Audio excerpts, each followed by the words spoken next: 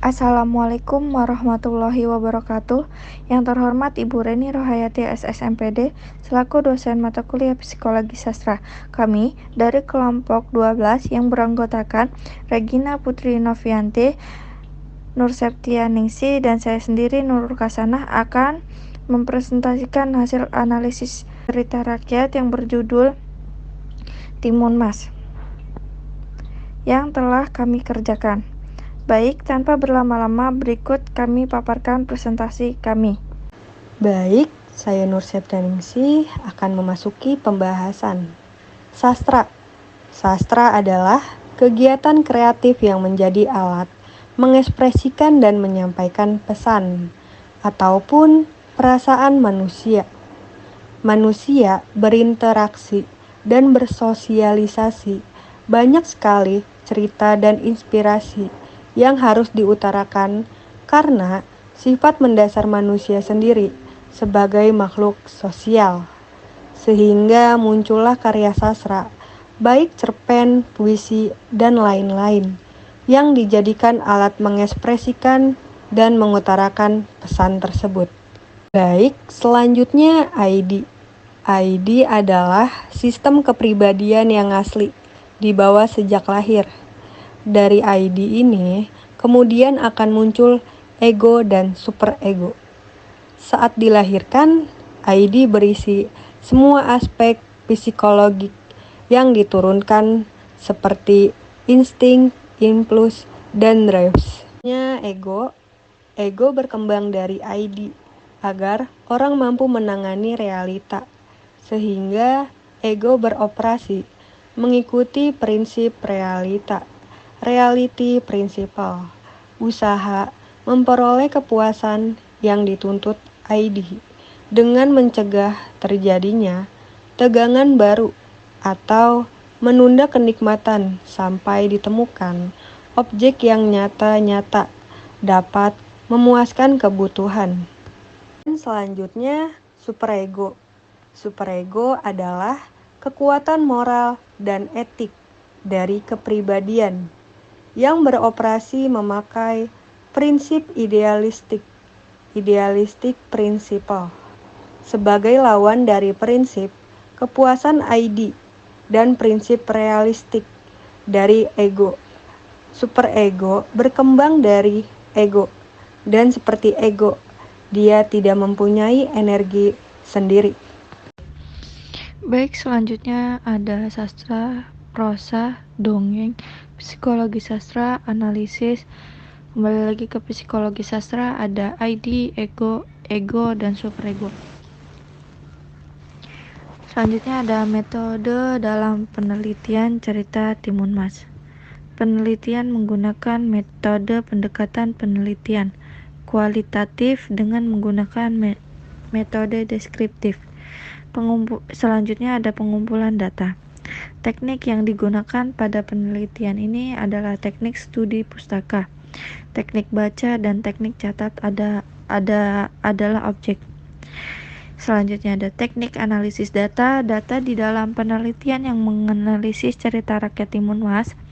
Peneliti menggunakan buku cerita rakyat Timun Mas untuk menguatkan data-data sebagai data pendukung. Baik, saya Regina Putri akan melanjutkan pemaparan dari Septi. Saya akan membacakan hasil penelitian. Yang pertama ada Timun Mas. Di sini ada id, ego, superego. Yang pertama id. Tenaga Timun Mas makin terkuras. Dia terus berdoa kepada Tuhan semoga dirinya dapat selamat dari raksasa itu. Ketika raksasa yang semakin mendekat, Timun Mas langsung melemparkan bungkusan terasi. Sungguh ajaib. Seketika, tempat itu berubah lautan lumpur yang mendidih. Raksasa itu terus berusaha untuk keluar dari lautan lumpur itu. Akan tetapi, usahanya sia-sia belaka. Semakin dia banyak bergerak, lumpur itu terus menelan dirinya. Timun Mas senang karena dirinya selamat dari raksasa itu. Yang kedua, ego. Timun Mas segera menghilangkan dari hadapan Mbok Surti dan pergi menghilang dari raksasa itu. Yang ketiga, super ego. Timun Mas segera menemui ibunya. Timun Mas langsung memeluk ibunya karena berkat ibunya dirinya bisa bebas dari kejaran raksasa kejam itu. Yang kedua ada Mbok Surti. Sini ada id, ego, dan super ego. Yang pertama, id.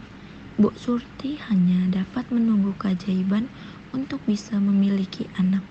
Ia berharap keajaiban terjadi padanya dengan selalu berdoa siang dan malam kepada Tuhan yang Maha Kuasa agar dapat diberikan anak. Pada suatu malam, harapan itu datang lewat mimpinya. Dalam mimpinya, Mbok Surti didatangi sesosok raksasa yang menyuruhnya pergi mengambil sebuah bungkusan di bawah pohon besar di hutan tempat biasanya ia mencari kayu bakar. Saat terbangun di pagi hari, Mbok Surti hampir tidak percaya dengan mimpinya semalam. Yang kedua, ego. Pada malam harinya, Mbok Surti bermimpi bertemu dengan seorang kiai. Keesokan harinya, dia pergi ke lembah bukit. Di sana, dia melihat seorang lelaki tua yang berjenggot panjang. Dia menceritakan permasalahannya kepada kiai itu. Setelah mendengar cerita Mbok Surti, kiai itu memberikan 4 bungkusan kecil yang isinya biji mentimun, jarum, garam, dan terasi. Kiai itu pun menjelaskan khasiat keempat benda itu kepada Mbok Surti.